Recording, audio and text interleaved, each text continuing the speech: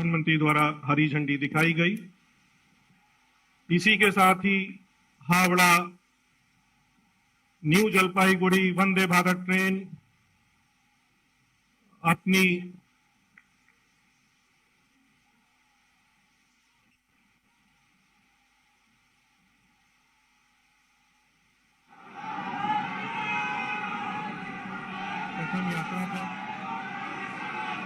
प्रथम यात्रा पर और यहां पर उपस्थित सभी विशिष्ट अतिथि भी हरी झंडी दिखाकर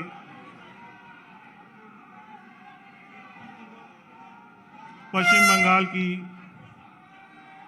पहली वंदे भारत ट्रेन को उसकी पहली यात्रा पर रवाना करते हुए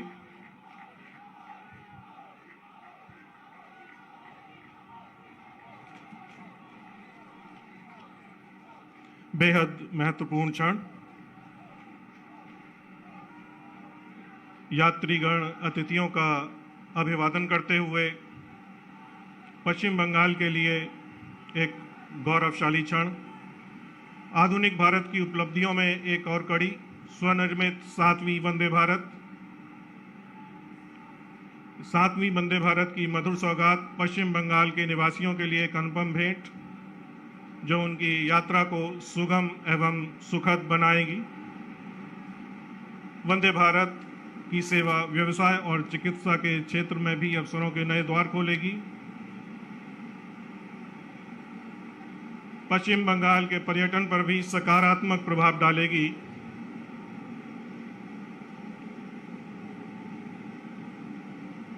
यात्रीगण अतिथियों का अभिवादन करते हुए और मंच पर उपस्थित अतिथिगण भी उनका अभिवादन स्वीकार करते हुए तमाम खासियत के साथ देश की 7वीं स्वदेशी वंदे भारत एक्सप्रेस आत्मनिर्भर भारत की अवधारणा को एक मूर्त रूप प्रदान करते हुए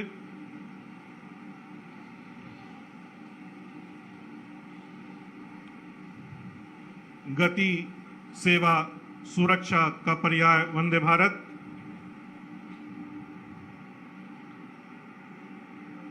न्यू जलपाईगुड़ी तक की 561 किलोमीटर की दूरी मात्र 7.5 घंटे में तय करेगी।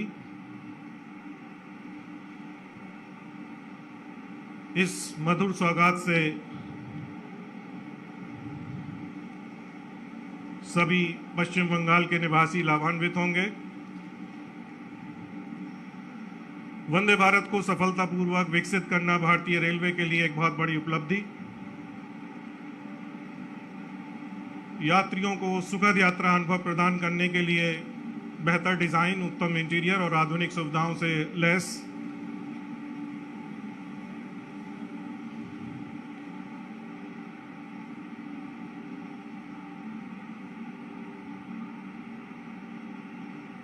धीरे धीरे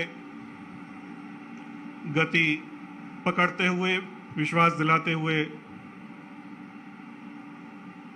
भारतीय रेलवे और पश्चिम बंगाल के विकास को गति और नई दिशा मिलेगी। हर कोच में on board wifi infotainment, GPS आधारित यात्री सूचना प्रणाली जैसे फीचर हैं।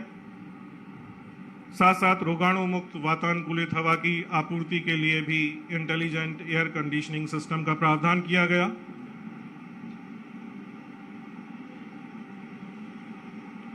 यात्रा के लिए यात्रियों को विमान जैसी यात्रा अनुभव और कवच तकनीक सहित उन्नत अत्याधुनिक सुरक्षा सुविधाएं प्रदान की जाती हैं।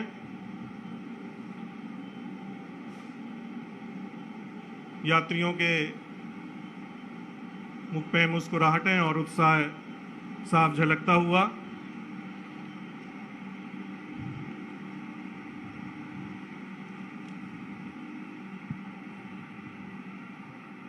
हावड़ा स्टेशन के लिए गौरवशाली क्षण। अतीत और वर्तमान मिलते हुए जहां भविष्य को एक नई दिशा मिलेगी।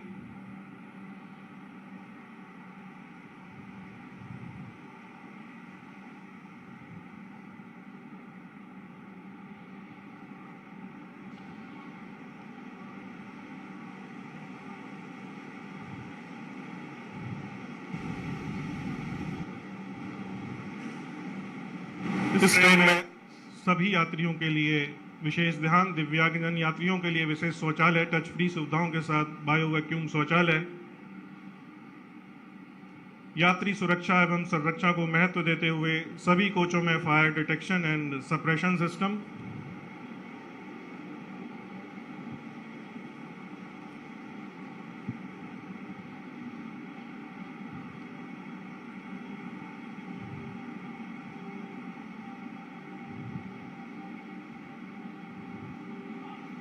रेल यात्रियों की सुख सुविधाओं में विस्तार, विकास में सतत योगदान, इसके लिए प्रतिबद्ध भारतीय रेलवे, जिसका एक प्रतिरूप आपके सम्मुख प्रस्तुत, वंदे भारत गति पकड़ते हुए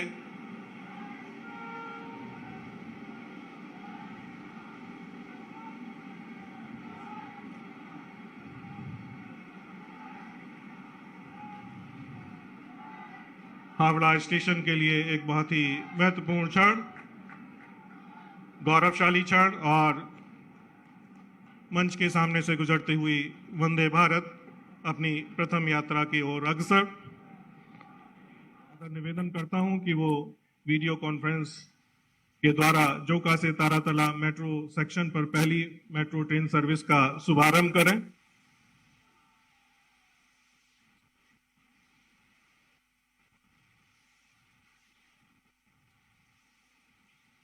और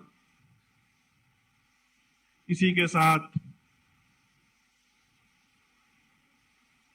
चालक दल ने भी हरी झंडी दिखाई और जोका से नई मेट्रो ट्रेन की प्रथम यात्रा का शुभारंभ। बहुत बहुत धन्यवाद सर। अब जोका से तारातला तक मेट्रो सेवा आम जन के लिए उपलब्ध रहेगी।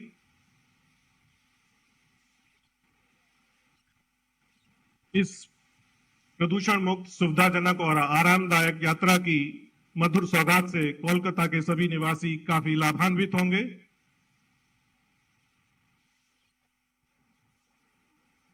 बहुत बहुत धन्यवाद। भारतीय रेल आदरणीय प्रधानमंत्री जी की प्रेरणा एवं दिशा निर्देशन में देश की जीवन रेखा की भूमिका निभाते हुए देश के सतत विकास योगदान में अपना बहुमूल्य योगदान दे रही है। इसी संदर्भ में आज उद्घाटित होने वाली परियोजनाओं के मुख्य बिंदु एक छोटे चलचित्र के माध्यम से आप सभी के अवलोकन हेतु प्रस्तुत। ये है Vande Bharat express, make in India का शानदार उदाहरण। प्रधानमंत्री नरेंद्र मोदी के विजन से हुआ है इसका सृजन। जहां भी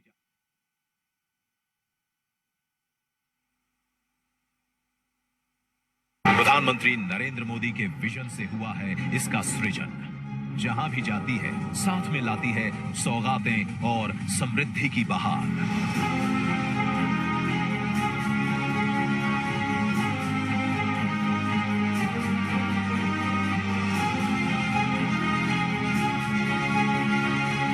और आज पश्चिम बंगाल में देश की 7वीं वंदे भारत ट्रेन को लॉन्च कर रहे हैं प्रधानमंत्री नरेंद्र मोदी। गति, सुरक्षा और सेवा के ध्येय के साथ निर्मित वंदे भारत एक्सप्रेस नए भारत के तेजी से बदलते रेलवे का नया चेहरा है। पश्चिम बंगाल का ये नया हमसफर यात्रियों को यात्रा का एक नया और अद्भुत अनुभव प्रदान करेगा, क्योंकि ये ट्रेन जीपीएस आधारित ऑडियो विजुअल यात्री सूचना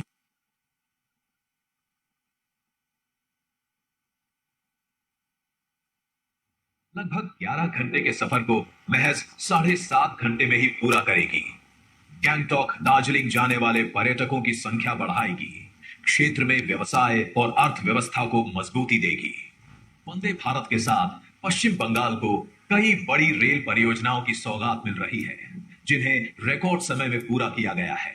भारतीय रेलवे में भी जितनी अधीरता नए प्रोजेक्ट्स की प्लानिंग की है, उतनी ही गंभीरता उनको समय पर पूरा करने की भी है। भारत के शहरी परिवहन को सरल, सुलभ और पर्यावरण के प्रति कम दुष्प्रभावी बनाने के लिए सरकार तेजी से शहरों में मेट्रो सुविधा का प्रसार कर रही है। कोलकाता वासियों की सुविधा के लिए हो रहा है इसी प्रयास का विस्तार। आज प्रधानमंत्री नरेंद्र मोदी द्वारा कोलकाता के जोका से तारातल्ला तक मेट्रो रेल सेवा का शुभारंभ हो रहा है। अब कोलकाता का दक्षिणी हिस्सा भी शहर के मुख्य बिजनेस एरिया से जुड़ेगा। 6.5 किलोमीटर लंबे इस रूट में 6 एलिवेटेड स्टेशन हैं। डायमंड हार्बर का सफर जो सड़क से 30 से 40 मिनट में पूरा होता है, अब मेट्रो से 15 मिनट में पूरा होगा और इसका फायदा प्रतिदिन सफर करने वाले 25 से 30 हजार लोगों को मिलेगा। New Jalpaiguri station redevelopment project का भी आज शिलान्यास हो रहा है। जून 2025 तक ये स्टेशन विश्व स्तरीय सुविधाओं से युक्त पूर्वोत्तर का पहला अंतरराष्ट्रीय ट्रेन टर्मिनल बनेगा। इस हेरिटेज टर्मिनल को अगले 45 सालों तक रेल ट्रैफिक सुगम बनाने के विजन के साथ डिजाइन किया गया है। ट्रैफिक मैनेजमेंट, पोडियम पार्किंग, आगमन और प्रस्थान के लिए अलग द्वार, दिव्यांगों के लिए अलग सुविधाओं के साथ सीसीटीवी से लैस इस स्टेशन को ग्रीन बिल्डिंग बनाने के लिए सोलर एनर्जी, जल संरक्षण, वर्षा जल संचय की व्यवस्था होगी। साथ ही आज पश्चिम बंगाल को मिल रही है कई और सौगातें। 25.83 किलोमीटर लंबी पैंची शक्तिगढ़ थर्ड लाइन, जिससे हावड़ा और वर्धमान के मध्य बढ़ेगी यात्रियों की संख्या, मिलेगा छोटे व्यापारियों और क्षेत्रीय लोगों को लाभ। 25.41 किलोमीटर लंबी दानकुनी चंदनपुर फोर्थ लाइन, जो बढ़ाएगी यात्रियों की सुविधा, छोटे व्यापारियों और श्रमिक वर्ग को होगा लाभ। निम्तिता new Farakka double line track, जिससे हावड़ा और गुवाहाटी के बीच सफर में लगेगा कम समय। और अंबारी फालाकाता न्यू मैनागुड़ी गुमानीहाट डबलिंग प्रोजेक्ट, जिससे कूच बिहार और जलपाईगुड़ी क्षेत्र के विकास के खुलेंगे द्वार, यात्रा का समय घटेगा और क्षेत्रीय व्यापार बढ़ेगा। प्रधानमंत्री नरेंद्र मोदी के नेतृत्व में आजादी के बाद पहली बार भारतीय रेल की क्षमता को इतने बड़े स्तर पर इस्तेमाल किया जा रहा है। अब भारतीय रेल देश के साथ साथ संस्कृति, पर्यटन, तीर्थाटन को भी एक सूत्र में पिरो रही है। देश की प्रगति को मिलती रहे एक नई गति, इसके लिए निरंतर प्रयासरत है भारतीय रेल।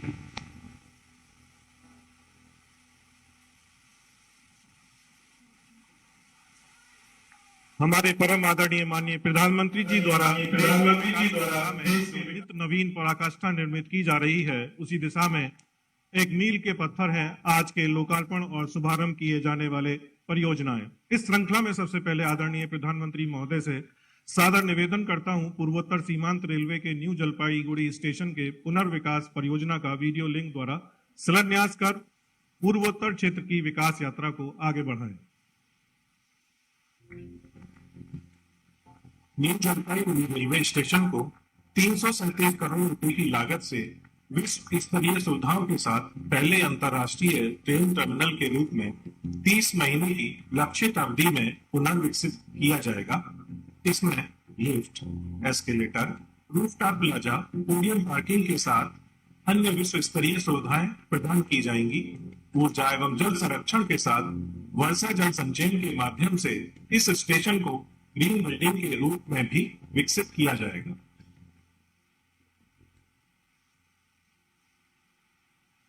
आदरणीय प्रधानमंत्री जी से रिमोट द्वारा जोका तारातला मेट्रो खंड का लोकार्पण करने का सादर अनुरोध।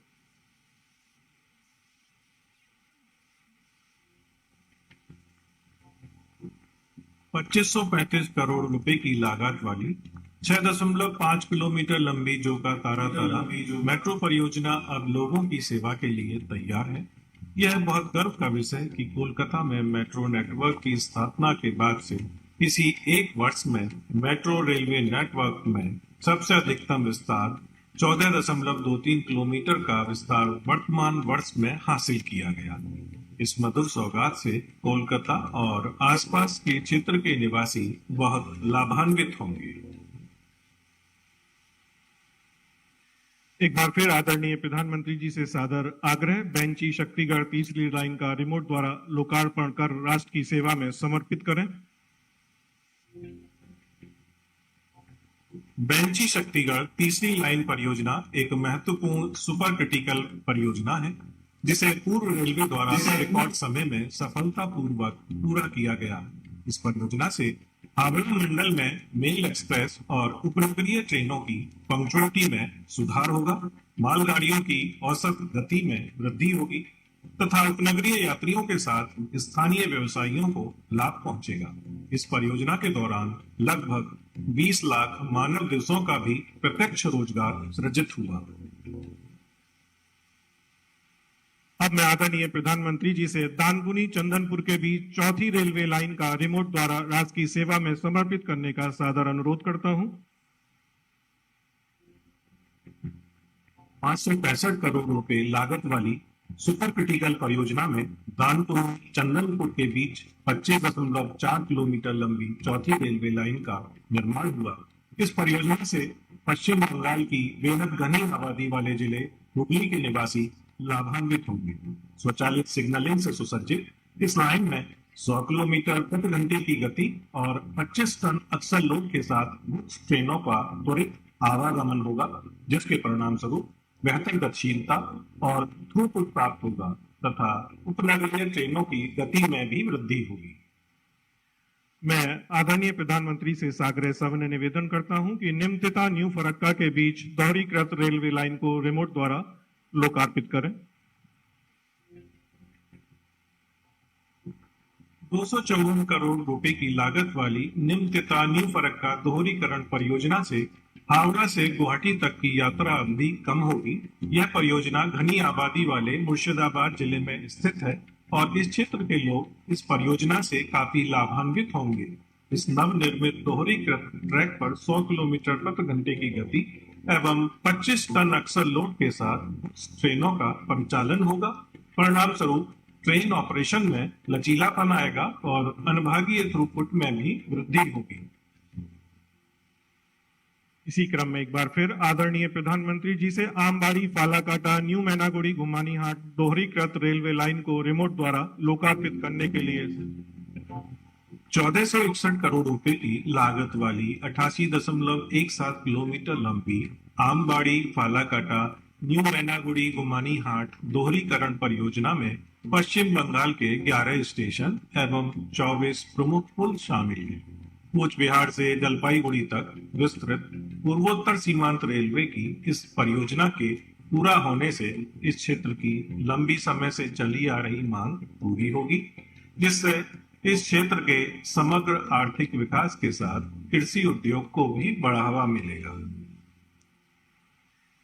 इन महत्वपूर्ण परियोजनाओं के लोकार्पण के पश्चात मैं माननीय प्रधानमंत्री जी से सादर अनुरोध करता हूं कि वो यहाँ की सभा को अपने आशीर्वचन से अभिसंचित करें। नमस्कार। पश्चिम बंगाल के राज्यपाल सीवी आनंद बोस जी, मुख्यमंत्री आदरणीय ममता जी, केंद्रीय मंत्रिमंडल के मेरे सहयोगी अश्विनी वैष्णव जी, सुभाष सरकार जी, निशित प्रामाणिक जी, जॉन बारला जी, नेता विपक्ष शुभेंदु अधिकारी जी, सांसद प्रसून जी, मंच पर विराजमान अन्य साथी, देवी और सज्जनों, आज मुझे आप सबके बीच रूबरू आना था, लेकिन मेरे निजी कारणों के कारण मैं आप सबके बीच नहीं आ पाया हूं। इसके लिए मैं आपकी बंगाल की क्षमा चाहता हूं। बंगाल की पुण्य धरती को, कोलकाता की ऐतिहासिक धरती को आज मेरे लिए नमन करने का अवसर है। बंगाल के कण कण में आजादी के आंदोलन का इतिहास समाहित है। जिस धरती से वंदे मातरम का जयघोष हुआ, वहां अभी वंदे भारत ट्रेन को हरी झंडी दिखाई गई। आज 30 दिसंबर की तारीख का भी इतिहास में अपना बहुत महत्व है। 30 दिसंबर 1943 उस दिन ही नेताजी सुभाष ने अंडमान में तिरंगा फहराकर भारत की आजादी का बिगुल फूंका था। इस घटना के 75 वर्ष होने पर साल 2018 में मैं अंडमान गया था। नेताजी के नाम पर एक द्वीप का नामकरण भी किया था और अब इस समय देश आजादी के 75 वर्ष का पर्व मना रहा है, अमृत महोत्सव मना रहा है। इसी अमृत महोत्सव में देश ने 475 वंदे भारत ट्रेन शुरू करने का संकल्प लिया था। आज इसी में से एक हावड़ा न्यू जलपाईगुड़ी वंदे भारत ट्रेन यहां कोलकाता से शुरू हुई है। आज ही रेलवे और मेट्रो की कनेक्टिविटी से जुड़े अन्य प्रोजेक्ट्स का भी लोकार्पण और शिलान्यास हुआ है। करीब 5,000 करोड़ रुपए की लागत से जोका बीबीडी बाग मेट्रो प्रोजेक्ट पर काम हो रहा है। इसमें से जोका तरालता मेट्रो रूट बनकर तैयार हो गया है। इससे शहर के लोगों की ईज ऑफ लिविंग और बढ़ेगी। साथियों, कुछ देर बाद ही मुझे गंगा जी की स्वच्छता और पीने के पानी से जुड़ी अनेक परियोजनाएं पश्चिम बंगाल को सौंपने का अवसर मिलेगा। नमामि गंगे मिशन के तहत पश्चिम बंगाल में सीवरेज के 25 से ज्यादा प्रोजेक्ट्स को मंजूरी दी गई है। इनमें से 11 प्रोजेक्ट पहले ही पूरे हो चुके हैं और 7 प्रोजेक्ट आज पूरे हो रहे हैं। आज 1,500 करोड़ की लागत से 5 नई परियोजनाओं पर काम भी शुरू हो रहा है। इसमें जो प्रमुख है वो है आदि गंगा नदी का पुनरुद्धार। मुझे बताया गया है कि अभी आदि गंगा नदी की स्थिति दुर्भाग्य से बहुत खराब है। इसमें जो कूड़ा कचरा गिरता है, सीवर का गंदा पानी गिरता है, उसकी सफाई के लिए 600 करोड़ रुपए से अधिक का आधुनिक इंफ्रास्ट्रक्चर तैयार किया जा रहा है।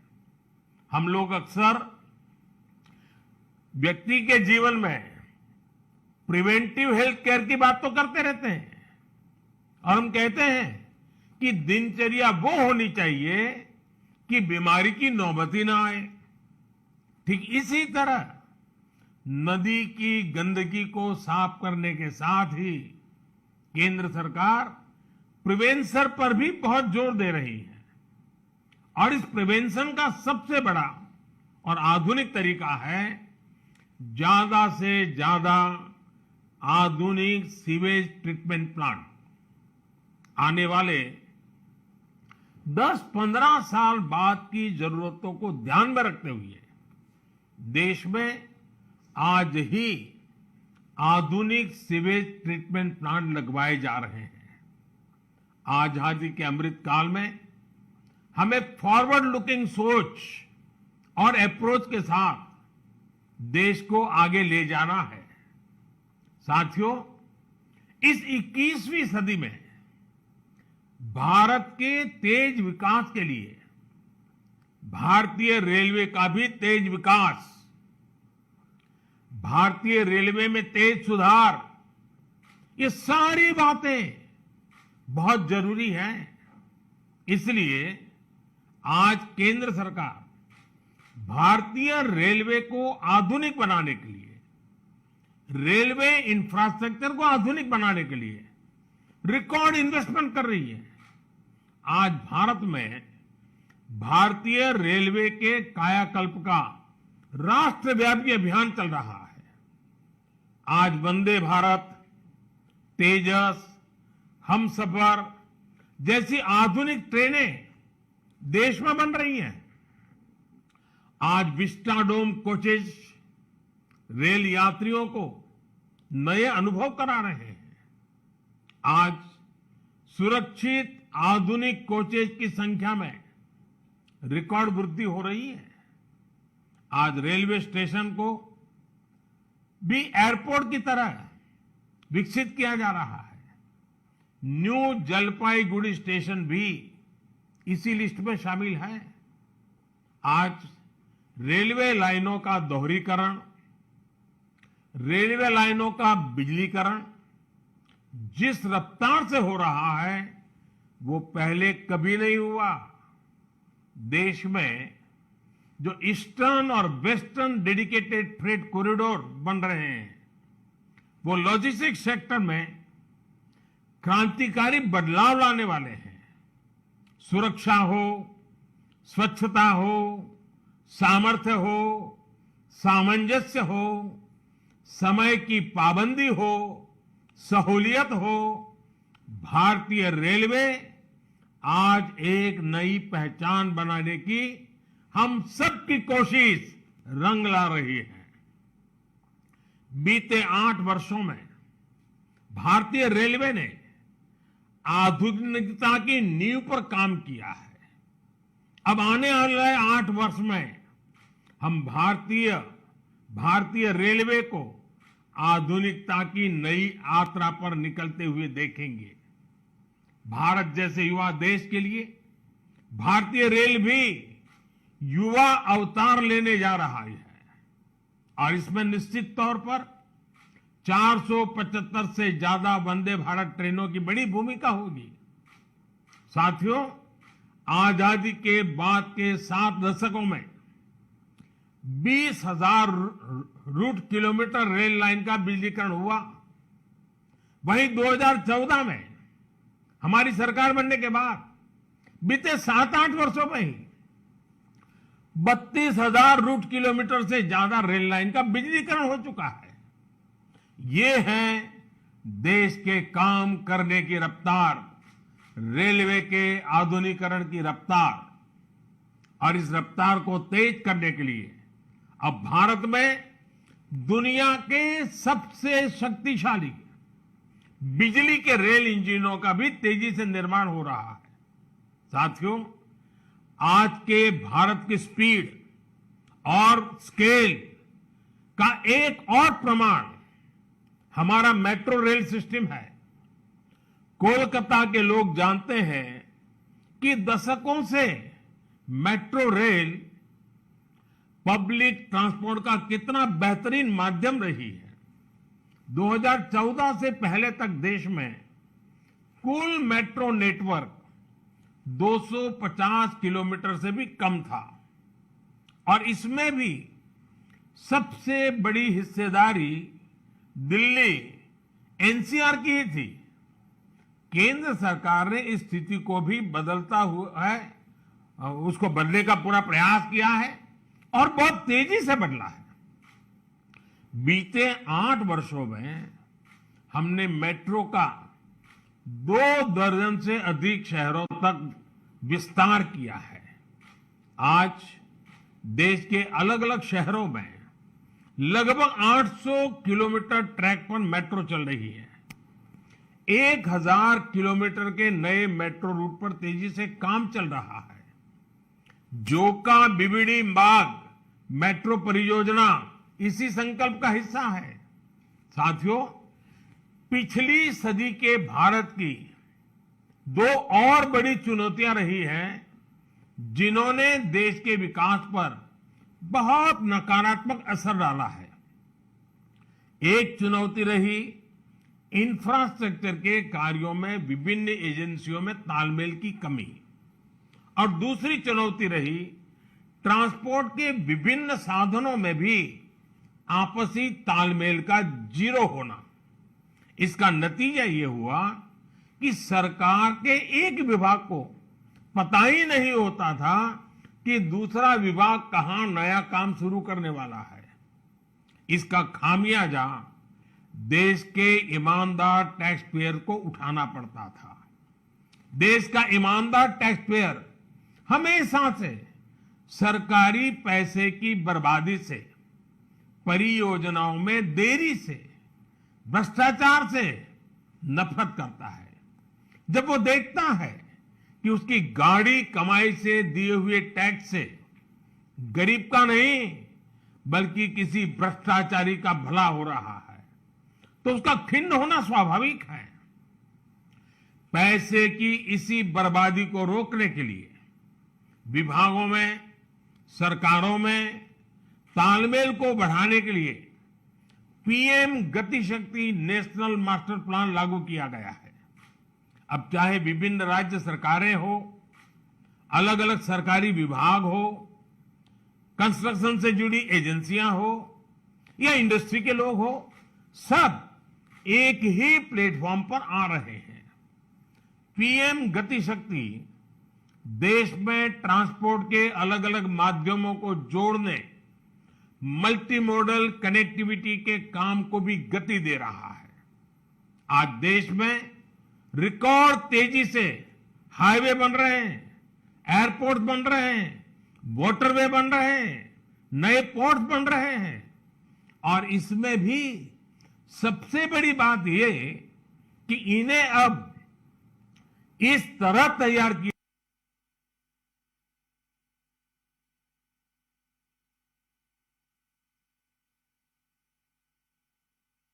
हाईवे बेहतर तरीके से रेलवे स्टेशनों से कनेक्ट हो, रेलवे स्टेशन एयरपोर्ट से कनेक्टिविटी हो, लोगों को ट्रांसपोर्टेशन के दौरान सीमलेस कनेक्टिविटी भी मिले। साथियों, 21वीं सदी में तेजी से आगे बढ़ने के लिए हमें देश के सामर्थ्य का सही इस्तेमाल करना होगा। मैं देश के लोगों को वाटरवेज का उदाहरण भी देना चाहता हूं। एक समय था जब भारत में व्यापार, कारोबार और टूरिज्म के लिए वाटरवेज का बड़े पैमाने पर इस्तेमाल होता था। इसलिए कितने ही शहर नदियों के किनारे बसे, नदियों के किनारे इतना औद्योगिक विकास हुआ। लेकिन इस सामर्थ्य को पहले सैकड़ों वर्षों की गुलामी और फिर आजादी के बाद की सरकारी उदासीनता ने तबाह कर दिया। अब भारत अपनी इस जल शक्ति को बढ़ाने पर काम कर रहा है। देश में 100 से ज्यादा वाटरवेज और विकसित किए जा रहे हैं। भारत की नदियों में आधुनिक क्रूज चले, व्यापार भी हो, टूरिज्म भी हो। इस दिशा में हम तेजी से आगे बढ़ रहे हैं। केंद्र सरकार ने बांग्लादेश सरकार के सहयोग से गंगा और ब्रह्मपुत्र नदियों के बीच वाटरवे लिंक स्थापित करने पर भी काम किया है। मैं आज देश के लोगों को इससे जुड़ी भी एक जानकारी देना चाहता हूं। 13 जनवरी 2023 को काशी से, वाराणसी से एक क्रूज जा रहा है जो 3200 किलोमीटर लंबे वाटरवे से होते हुए, बांग्लादेश से होते हुए डिब्रूगढ़ तक पहुंचेगा। ये पूरे विश्व में अपनी तरह का अभूतपूर्व क्रूज होगा। ये भारत में बढ़ते क्रूज टूरिज्म का भी प्रतिबिंब बनेगा। मैं पश्चिम बंगाल के लोगों से भी आग्रह करूंगा कि इसका जरूर लाभ उठाएं। वैसे आज मैं एक और बात के लिए विशेष तौर पर बंगाल के लोगों को नमन करना चाहता हूं। बंगाल के लोगों में देश की मिट्टी के प्रति जो प्रेम रहा है उसका तो मैं हमेशा कायल रहा हूं। देश के विभिन्न हिस्सों को जानने के लिए, देश के विभिन्न हिस्सों में भ्रमण के लिए बंगाल के लोगों में जो उत्साह होता है वो अद्भुत होता है। बहुत से लोग पहला मौका मिलते ही किसी और देश में घूमने निकल जाते हैं, लेकिन बंगाल के लोग हमेशा अपने देश को प्राथमिकता देते हैं। बंगाल के लोग पर्यटन में भी नेशन फर्स्ट की भावना को लेकर चलते हैं। और आज जब देश में कनेक्टिविटी बढ़ रही है, रेलवे, हाईवे, वाटरवे आधुनिक हो रहे हैं, तो इससे ईज ऑफ ट्रैवल भी उतना ही बढ़ रहा है। इसका बड़ा लाभ बंगाल के लोगों को भी मिल रहा है। साथियों, गुरुदेव टैगोर द्वारा रचित प्रसिद्ध पंक्तियां हैं, ओ ओमार देशेर माटी, तोमार पौरे ठेकाई माथा, यानी हे मेरे देश की माटी, मैं तुम्हारे आगे अपना सर झुकाता हूं। आजादी के इस अमृत काल में मातृभूमि को सर्वोपरि रखते हुए हमें मिलकर काम करना है। आज पूरी दुनिया भारत को बहुत भरोसे से देख रही है। इस भरोसे को बनाए रखने के लिए हर भारतीय को पूरी शक्ति लगा देनी है। हमें हर दिन का उपयोग राष्ट्र निर्माण में करना है, हर पल का उपयोग राष्ट्र निर्माण में करना है। देश सेवा के कार्यों में हमें रुकना नहीं है। इन्हीं शब्दों के साथ मैं अनेक परियोजनाओं के लिए बंगाल को बहुत बहुत बधाई देता हूं। फिर एक बार आपका अभिवादन करता हूं और मैं अपनी बात को समाप्त करता हूं। बहुत बहुत धन्यवाद।